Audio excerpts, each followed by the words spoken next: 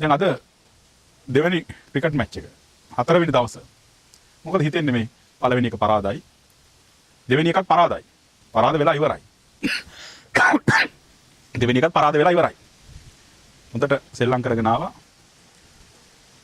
ධනංජයද සිල්වා නායකයා සත පහකට වැඩක් නැහැ. කැච් එකක් අල්ල ගන්න බෑ. කැච් එක අතාරිනවා. කැඳයෝ. උන්ට අර PUBG විතරයි ගහන්න පුළුවන්. ඇවරේජ් එක 39යි. මැච් එක. දලයිටලා 50ක් ගහනවා. මොකටද ඔහොම ක්‍රීඩකයෝ? අලුතෙන්ම දාපු සොනාල් දිනුස.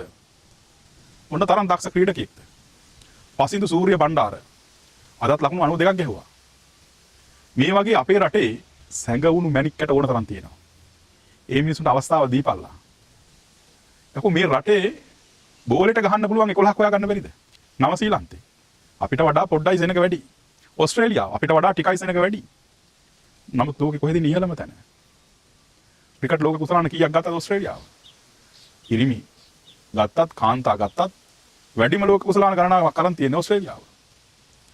ඉංගලන්තේ කොහෙද? ඉන්දියාව කොහෙද? හරි. අපේ රටේ කැඳේ උනේ ඉන්නේ.